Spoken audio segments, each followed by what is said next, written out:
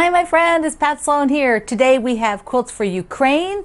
Here is mine in progress. I'm going to show you those last blocks, and I'm wearing my sunflower t-shirt that my friend Kate Spain designed. The proceeds of this go to the World Kitchen, which is an amazing organization. So I will have a link here and at my website today if you wanted to get a t-shirt. Okay, so first though, we have to do a Secret Lives of Color, and then also at the end there's a Q&A. So I have a group of questions that got repeated, kind of a lot of you asked the same thing or very similar, so I thought I would just answer them all here.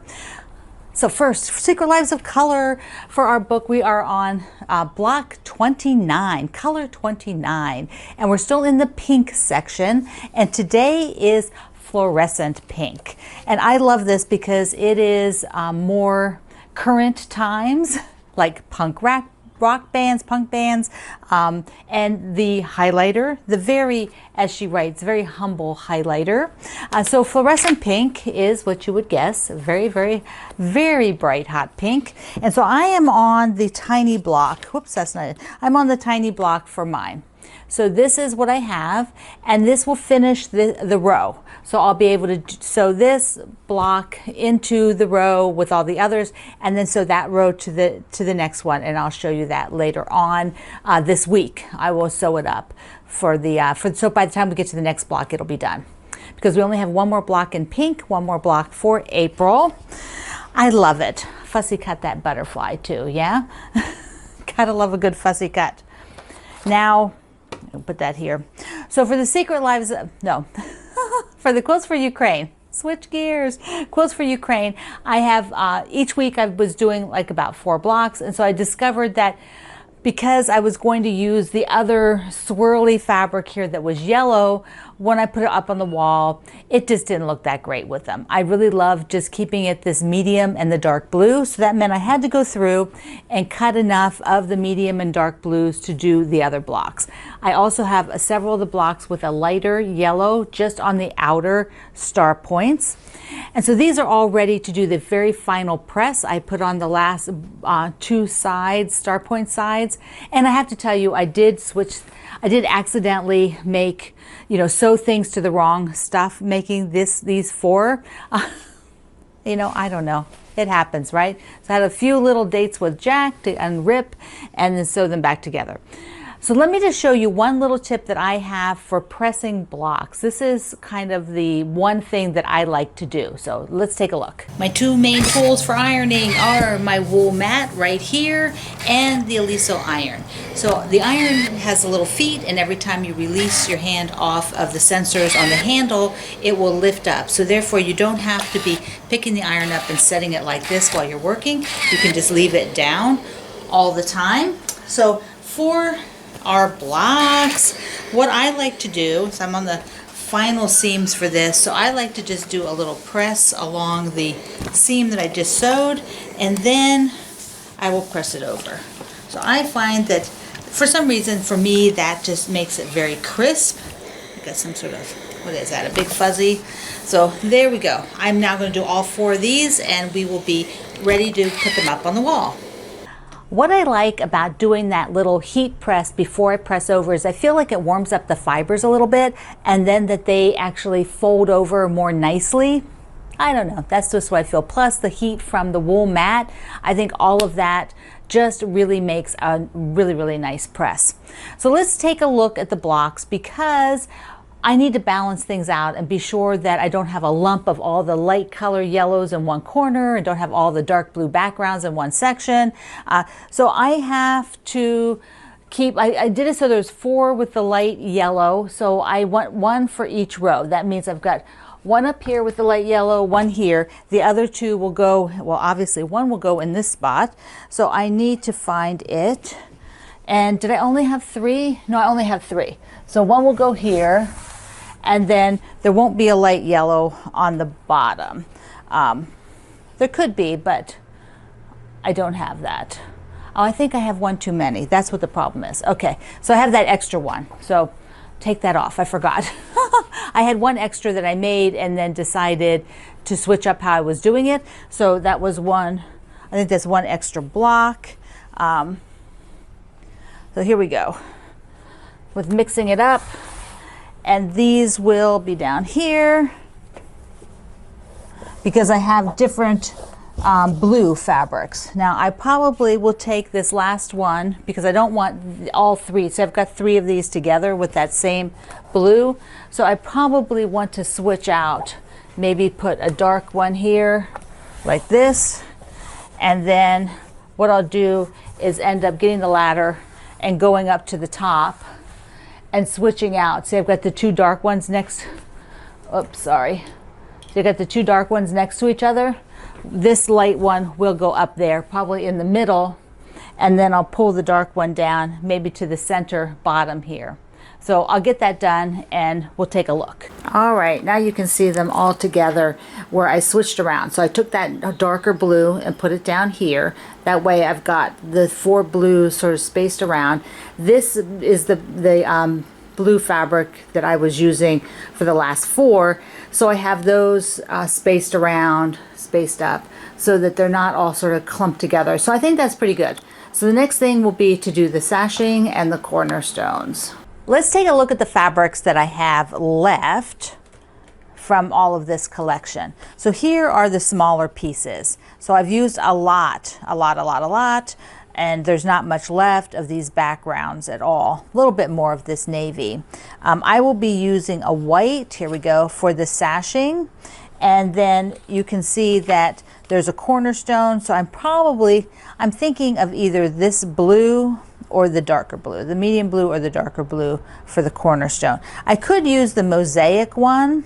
That's the last one that I brought in, but I think I want it to be a more pop, so I'm probably going to go with this darker so that I make sure that you really see that pop in here and create that alternate design where they meet. Now I do also want to make a pillowcase. So I have found a printed pattern for a pillowcase because I know a lot of you really want to have a printed directions. So it's just a single card that has directions on the back. But I will link you to that too because we're going to make a pillowcase to go with this. And several of these fabrics I have enough of. I have plenty of this dark navy to do a matching pillowcase, and I may actually then use that for the binding. I'm going to see. And then I have a lot of this one, of this lighter, this mosaic. So I could also do the pillowcase with the mosaic and the darker. And I could I could do the top of the pillowcase maybe with this yellow. There might be enough of that. That might be nice to add in. So we'll do that too. We will make, well, there's also this one too. So that was what the other star points, the lighter star points are made out of. So there's enough of that to do the top part. Oh, let me pick it up. So to do the top part of the pillowcase here. So I've got options. And I want to work on that next week along with the sashing. Here we go. So get the sashing cut, get that ready to sew on there, and work on a pillowcase because I'm doing some of these quilts, basically just working on them like 1 day a week. You know, you could work on them much differently, but I'm working on them sort of 1 day a week. That way, more of you can kind of jump in and work as it fits your schedule because it doesn't always fit you to do it all at once. I mean, you might have a lot of things. It might actually have to sit a week because you only have 1 day a week that you kind of sit down and do your sewing. So I'm hoping that that's working out for you. First, let me do a little mail call, then we have Q&A, which includes a sneak peek of some upcoming mystery sew-alongs. So first, I'm going to do a little mail call. I've got lots of new salvages here. Yes, this one is from Michelle in California. She sent me a beautiful card with, look at the little beadwork on that, with a note. And so here is lovely, lovely, beautiful salvages to add to that, those that I have. Next is from Brenda in Michigan. Yeah, be sure I got the right card. Brenda in Michigan. Look how cute that is. And she sent me salvages, but I have to show you the one fabric she found. She said she has a bag of salvages, but you know Olivia the pig? There was actually fabric for Olivia, and this is a fabric from Olivia the pig. And it says, what does it say? Red is the very best color for absolutely positively everything. I didn't know Olivia said that. But Olivia wears a lot of red from what I can gather. I don't know much I know a little bit about Olivia, but not a lot. So now I have to go do a little research. But I actually think I should just put that phrase on a quilt. I should make a quilt with the wording. Awesome. Awesome. Red, red, everything red. Thank you so much. And then Elaine in Pennsylvania sent me a sweet card and some goodies. So she sent this beautiful card and some fabulous buttons. There are sunflowers and owls. Can you see the cute owls? Look at them. The owls, and there is there's some little spools. Yeah, look at the little spools. Then she found this. Oh my goodness, is this darn cute. It's a little holder for your scissors, and you just open it up and there are your scissors in there. Oh, this is so darn cute. Then she made me a mug rug. Ta-da! With cute map fabric on the back, and it's red and it's plaid, and I just love it. Mwah, mwah. Thank you so much. All right, let's do the questions, because your questions include what are we sewing in the summer for the mysteries that I had listed on the calendar. And so there are two mysteries. One is Halloween and one is Christmas. And so here's a sneak peek of a picture from the Halloween from the Fat Quarter Shop. This is designed by the Fat Quarter Shop, so we're going to be sewing along with them. And then the Christmas one will be also coming up this summer. So we'll see if do I have a sneak peek of that? Let me see. If I do, it's showing right now. If not, that'll be coming. The dates are fluid, because they build a kit, they make a kit, and so the date has to coincide with the kits coming in and being cut, the fabric coming in, kits being cut and being sold to you. So anyway, it'll be June, July. Christmas in July is typically what we strive for, but in the last 2 years with the pandemic, that's not been hitting the mark with the fabric. So we'll see what we get this year.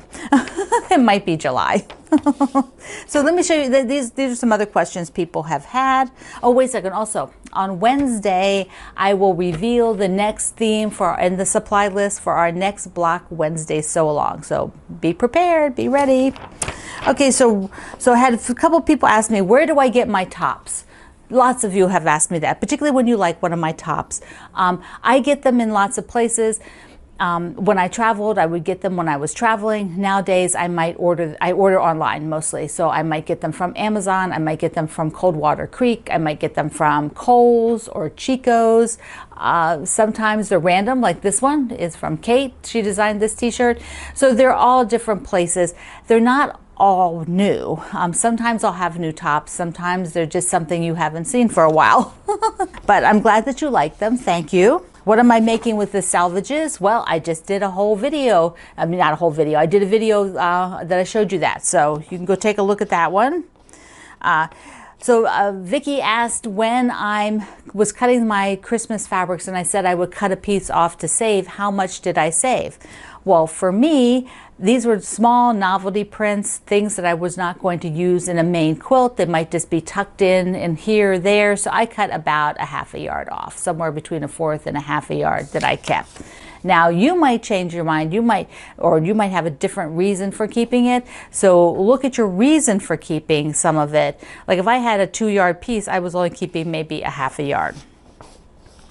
Okay, so I had a bunch of questions about the process where I say that I'm giving my quilts to charity, or my fabrics, or the notions or things. So a lot of you had various types of questions about that. So let me just answer the overall, just tell you what I'm doing again. So I have a local friend, her name is Susan, and she is associated with maybe half a dozen to a dozen different charities, different types of charities that help people who are homeless, people who make quilts, a group that runs a thrift store that supports the local hospital and nursing scholarships.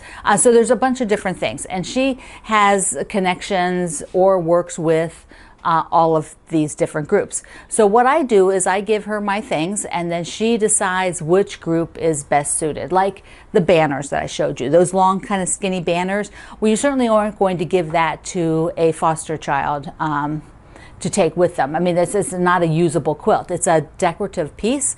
And so there's instead a group that has a home for people in transition who are homeless right now but are in transition. And so this home, the people who run it like it to feel very cozy and warm and welcoming. And so she thinks they'll be very interested in hanging my banners in their facility to make it feel really cozy. So that's where those will go. Fabric will go to people who make like girls, Days for Girls, which does sanitary packets for young girls. All different organizations they make wheelchair bags, another group. So there's all these different groups. So I basically give everything to Susan, and then she figures out what to do with it.